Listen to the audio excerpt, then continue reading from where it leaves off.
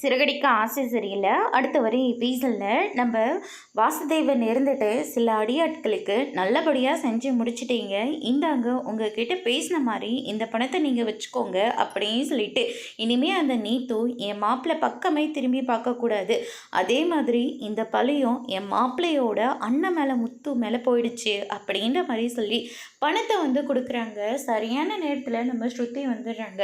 அப்படின்னா நீத்துவோட ரெஸ்டாரண்ட்டையும் நீத்துவையும் அடித்தது நீங்கள் செட் பண்ண ஆள் தானா, இது தெரியாமல் முத்து மேலே வர எல்லா பழியும் போயிடுச்சு அப்படின்னு சொல்லிட்டு நம்ம ஸ்ருதி சொல்லிக்கிட்டு இருக்காங்க. அதே நேரத்தில் நம்ம ரவியும் நிற்கிறாங்க. அப்படின்னா நீத்துவை அடித்ததும் ரெஸ்டாரண்ட்டை அடித்து நாசம் பண்ணதும் நீங்கள் செட் பண்ண ஆளுங்க தானா, இது வரைக்கும் நீத்துக்கு சர்ஜரி பண்ணது 5 லட்ச ரூபாய் ஆயிருக்கு. அங்கே ரெஸ்டாரண்ட்டில் அந்த டேமேஜ் ஆன பொருளெல்லாம் சேர்த்து 4 லட்ச ரூபாய் இருக்குது. இது ஆக மொத்தம் 9 லட்ச ரூபாய் நீங்கள் கொடுக்க வேண்டியதாக இருக்கும் அப்படின்ற மாதிரி சொல்லிடுறாங்க. உங்கள் பொண்ணுக்கு நல்லது பண்ணுறேன்னு சொல்லிட்டு இவ்வளோ கேவலமான ஒரு வேலையை பண்ணி வச்சுருக்கீங்க அப்படின்னு சொல்லிட்டு நம்ம ரவி பயங்கரமாக சண்டை போட்டுட்டு நேராக முத்துவை தேடி போகிறாங்க.